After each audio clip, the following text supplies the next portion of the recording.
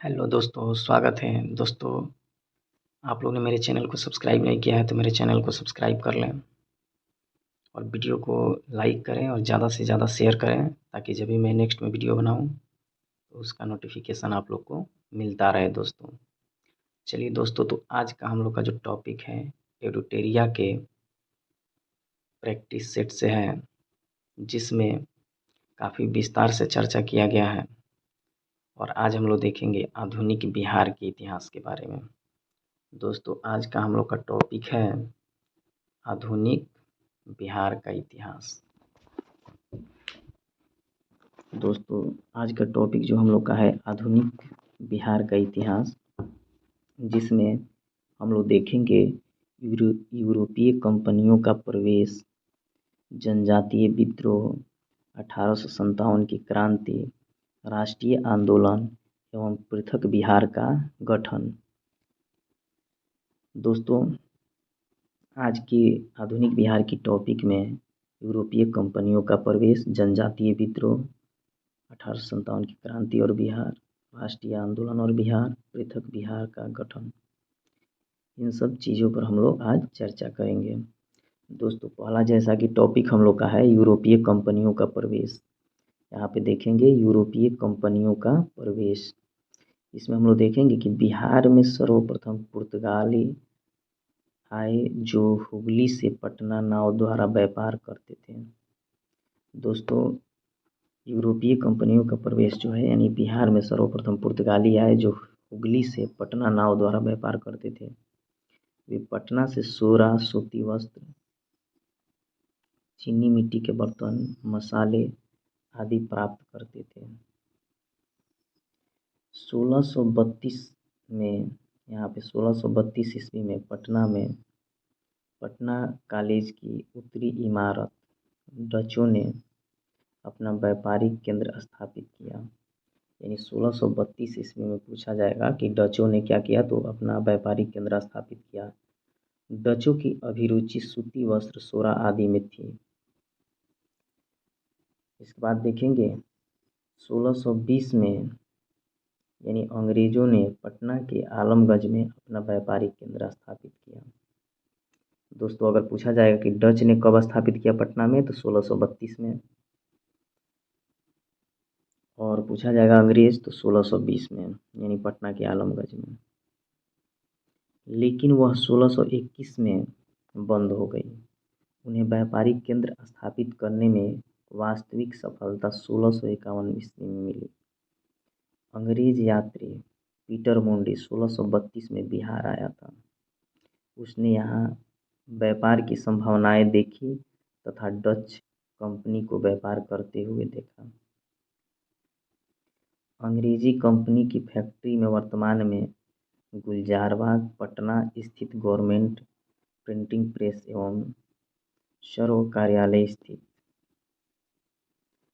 इसके बाद देखेंगे डेनिस कंपनी ने 1674 ईस्वी में पटना सिटी के नेपाली कोठी के समीप अपनी फैक्ट्री स्थापित की।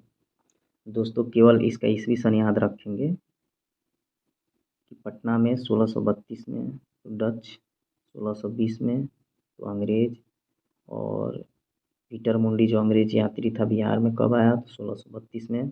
डेनिस कंपनी तो 1774 ईस्वी में। इसके बाद से देखेंगे मुगल शासक फर्रुखसियर यानी 1713 से 19 ईस्वी में। 1717 ईस्वी में अंग्रेजों को भारत में कहीं भी व्यापार करने एवं सिक्के प्रयोग करने की मान्यता दी। दोस्तों, मुगल शासक जो फर्रुखसियर था 1713 से 19 ईस्वी उसका कार्यकाल था। 1717 ईस्वी में अंग्रेजों को भारत में कहीं भी व्यापार करने एवं सिक्के प्रयोग करने की मान्यता दी। इस घोषणा को ईस्ट इंडिया कंपनी का मैग्ना कार्टा कहा जाता है। दोस्तों, इस घोषणा को ईस्ट इंडिया कंपनी का मैग्ना कार्टा कहा जाता है। इसके बाद देखेंगे बंगाल, बिहार एवं अंग्रेज। अंग्रेजी कंपनी को 1717 ईस्वी में व्यापारिक अधिकार प्राप्त हो गया था। दूसरी ओर बंगाल के नवाब अलीवर्दी खां मुगलों से हटकर स्वतंत्र सत्ता चला रहे थे। अतः व्यापारिक हितों के लिए संघर्ष स्वाभाविक था। इसके बाद से देखेंगे हम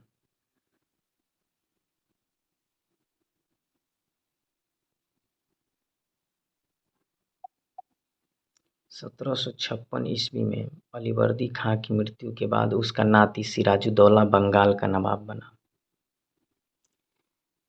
23 जून 1757 को अंग्रेज एवं सिराजुद्दौला के मध्य प्लासी की लड़ाई हुई, जिसमें सिराजुद्दौला पराजित हुआ। उसके बाद मीर जाफर को कठपुतली नवाब बनाया गया। 1760 ईस्वी में मीर जाफर की जगह उसके दामाद मीर कासिम को नवाब बनाया गया। मीर कासिम ने अंग्रेज के हस्तक्षेप को कम करने के उद्देश्य से अपनी राजधानी मुंगेर स्थापित कर दिया। स्थानीय व्यापारियों पर से चारों यानी करों को समाप्त कर दिया। इससे ब्रिटिश व्यापारियों को परेशानी होने लगी। अंग्रेजों ने 1763 ईस्वी में मीर कासिम को हटाकर पुनः मीर जाफर को नवाब बना दिया। दोस्तों, जो हम लोग का यहाँ मेन टॉपिक हो गया कि प्लासी का युद्ध, तो 23 जून 1757। और इसके बाद देखेंगे अलीवर्दी खां की मृत्यु के बाद बंगाल का नवाब कौन बना, तो सिराजुद्दौला। इसके बाद देखेंगे 1763 ईस्वी में मीर कासिम भागकर पटना आ गया। पटना में उसने अंग्रेजी फैक्ट्री पर अधिकार कर लिया। इसके बाद वह अवध के नवाब शुजाउद्दौला एवं मुगल बादशाह शाह आलम द्वितीय से मिला। तीनों की संयुक्त सेना एवं अंग्रेजों यानी हेक्टर मुनरो के नेतृत्व के बीच 22 अक्टूबर 1764 को बक्सर का युद्ध हुआ। यानी तीनों की संयुक्त सेना एवं अंग्रेजों यानी हेक्टर मुनरो के नेतृत्व में 22 अक्टूबर 1764 ईस्वी को बक्सर का युद्ध हुआ। इस युद्ध में सेना की हार हुई।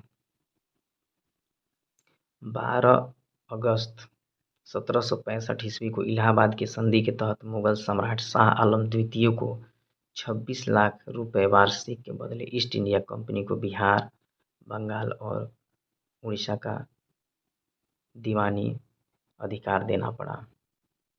1766 ईस्वी में पटना स्थित अंग्रेजी फैक्ट्री के मुख्य अधिकारी मिडलटन को राजा धीरज नारायण और राजा सीताब राय के साथ एक प्रशासनिक मंडली का सदस्य बनाया गया।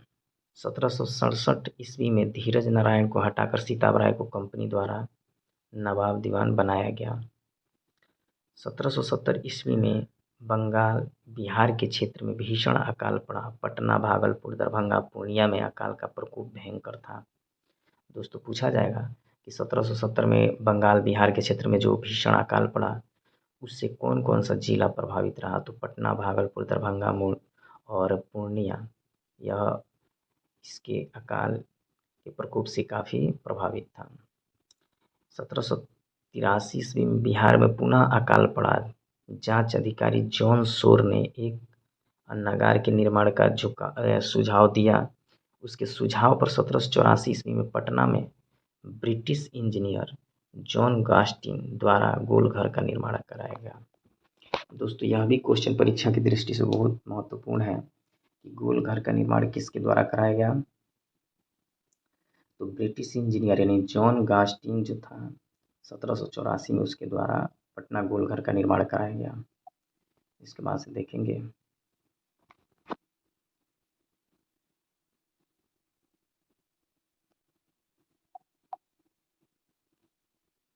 जनजातीय क्षेत्रों में अंग्रेजों के बढ़ते राजनीतिक, आर्थिक एवं धार्मिक हस्तक्षेप के कारण कई जनजातीय विद्रोह हुए।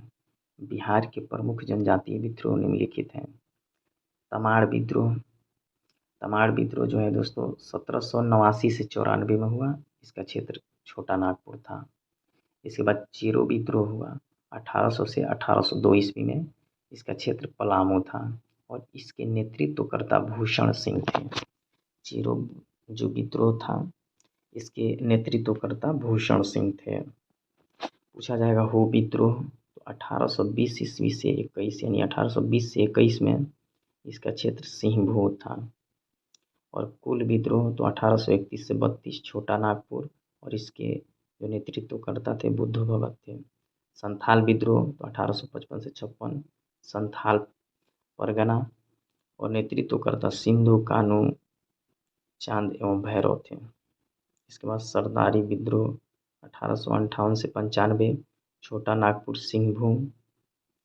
और इसके बाद से मुंडा विद्रोह हुआ 1895 से 1900, छोटा नागपुर क्षेत्र था। बिरसा मुंडा इसके नेतृत्व करता थे। इसके बाद से ताना भगत विद्रोह 1913 से 14, क्षेत्र इसका गुमला और नेतृत्व करता जत्रा भगत। दोस्तों यहाँ पे देखेंगे संथाल विद्रोह जो 1855 से 56 ईस्वी में हुआ। 1857 ईस्वी की क्रांति से तुरंत पहले यह विद्रोह भागलपुर से राजमहल तक के क्षेत्र में हुआ, जिसे दामन एक कोह के नाम से जाना जाता था। दोस्तों पूछा जाएगा कि संथाल विद्रोह को किस नाम से जाना जाता था, तो दामन एक कोह। यह जनजातीय शोषण के विरुद्ध प्रथम सशक्त जन विद्रोह था।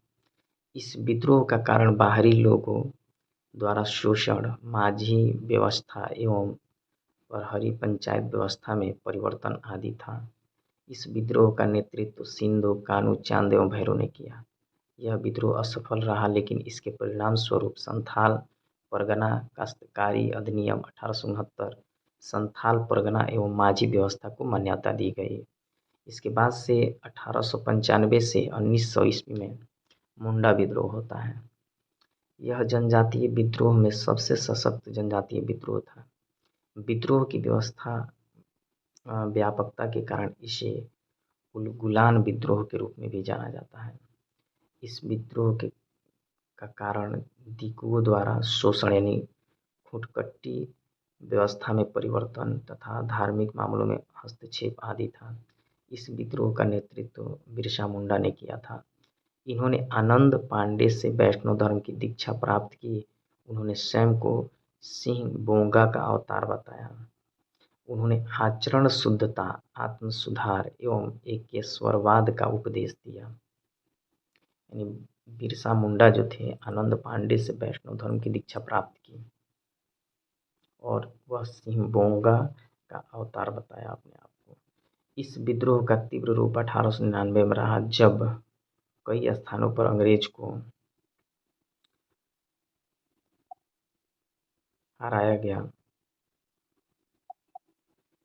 3 फरवरी 1900 ईस्वी को बिरसा मुंडा को गिरफ्तार कर 9 जून 1900 ईस्वी को हैजा के कारण उनकी मृत्यु हो गई। यानी 3 फरवरी 1900 ईस्वी को बिरसा मुंडा को गिरफ्तार कर लिया गया और 9 जून 1900 ईस्वी को हैजा के कारण उनकी मृत्यु हो गई। विद्रोह के परिणाम स्वरूप खुटकट्टी व्यवस्था पुनः लागू की गई। छोटा नागपुर काश्तकारी अधिनियम 1908 पारित किया गया। इसके बाद से देखेंगे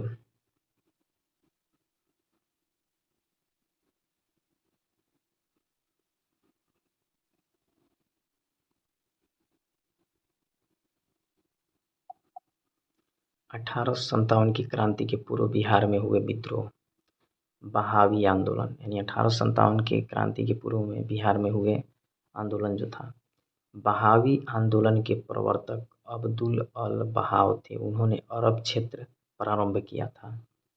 भारत में सैयद अहमद बरेली यानी राय बरेली ने नेतृत्व प्रदान किया। प्रारंभ में इस विद्रोह का उद्देश्य धार्मिक सुधार था, परंतु बाद में राजनीतिक एवं आंदोलन के रूप में बदल गया। भारत में इस विद्रोह के 2 केंद्र थे। प्रथम केंद्र सीतना और दूसरा पटना में था। पटना केंद्र से धन एवं स्वयंसेवकों को भेजा जाता था। सैयद अहमद बरेली ने पटना में अपने 4 प्रतिनिधि चुने, इनायत अली और विनायत अली, फरहत अली और मोहम्मद हुसैन को। बंगाल का फराइजी आंदोलन बहावी आंदोलन से ही प्रेरित था। दोस्तों यह क्वेश्चन बीपीएससी के एग्जाम में आया हुआ क्वेश्चन है कि बंगाल का जो फराइजी आंदोलन था किस आंदोलन से प्रेरित था, तो बहावी आंदोलन से। बहावी आंदोलन के दमन के लिए 1863 में अम्बाला तथा 1865 में पटना अधिनियम चलाया गया। बहावी नेताओं को कारावास तथा मृत्युदंड की सजा दी गई। अंततः आंदोलन को दबा दिया गया। इसके बाद देखेंगे नोनिया विद्रोह। यानी नोनिया विद्रोह जो है बिहार यानी 1700 से 1800 ईस्वी में होता है।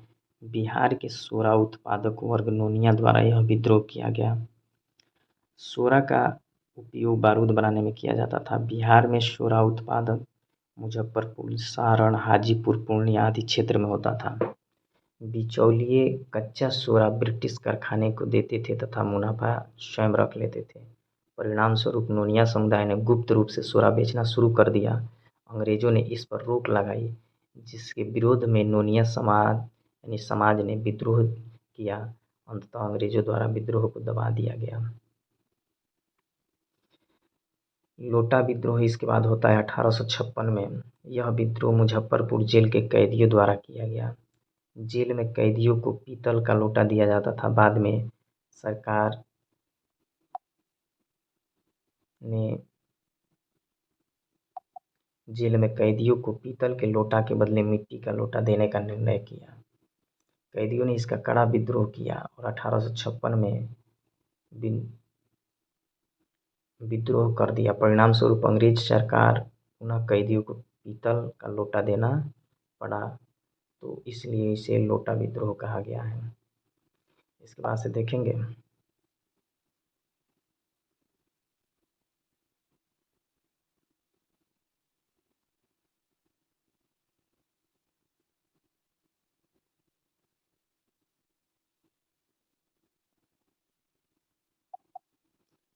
1857 की क्रांति और बिहार।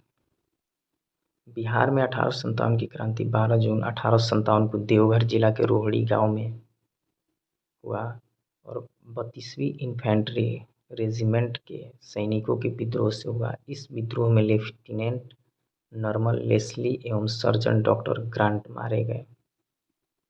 रोहड़ी के विद्रोह को मेजर मैकडोनाल्ड द्वारा दबा दिया गया। विद्रोही सैनिकों को फांसी दे दी गई। पटना में विद्रोह का नेतृत्व 3 जुलाई को पटना सिटी के पुस्तक विक्रेता पीर अली ने किया। विद्रोह में अफीम एजेंट डॉक्टर आर लायर मारा गया, परंतु कमिश्नर टेलर ने विद्रोह को दबा दिया। पीर अली सहित 17 व्यक्तियों को फांसी दी गई। दोस्तों, यह क्वेश्चन पूछता भी है कि 1857 की क्रांति पटना में किसने नेतृत्व किया? पीर अली। और पूछा जाएगा गया में कौन किए? तो करीम अली। इसके बाद से देखेंगे 25 जुलाई 1857 को मुजफ्फरपुर में असंतुष्ट सैनिकों ने कुछ अंग्रेज अधिकारियों की हत्या कर दी। उसी दिन दानापुर में 3 रेजिमेंट के सैनिकों ने भी विद्रोह कर दिया। सैनिकों ने शाहाबाद जिले में प्रवेश जगदीशपुर के जमींदार बाबू कुंवर सिंह से मिलकर विद्रोह प्रारंभ किया। 30 जुलाई को सरकार ने तत्कालिक सारण, तिरहुत, चंपारण और पटना जिलों में सैनिक शासन लागू कर दिया। विद्रोही सैनिकों के एक झुंड ने भागलपुर तथा गया पहुंचकर जेल से 400 कैदियों को मुक्त करा दिया, जिन्होंने टिकारी राज पर हमला किया और 10,000 रुपये लूट लिए। जगदीशपुर के जमींदार बाबू कुंवर सिंह ने बिहार में हुए 1857 की क्रांति का नेतृत्व प्रदान किया। उन्हें कमिश्नर टेलर ने पटना में भेंट के लिए निमंत्रण दिया। मौलवी अहमदुल्ला के साथ हुए विश्वासघात को समझते हुए उन्होंने 4000 सैनिकों के साथ विद्रोह प्रारंभ कर दिया। उन्होंने जगदीशपुर में बंदूक एवं गोला बारूद बनाने का कारखाना स्थापित किया तथा 27 जुलाई 1857 को आरा पर अधिकार किया। दोस्तों, इस तरह से आज हम लोग इतना ही देखेंगे क्वेश्चन को। आई होप कि मेरा वीडियो अच्छा लगा होगा। वीडियो अच्छा लगा हो तो वीडियो को लाइक, शेयर और सब्सक्राइब जरूर करें। मिलेंगे नेक्स्ट वीडियो में, तब तक के लिए जय हिंद दोस्तों।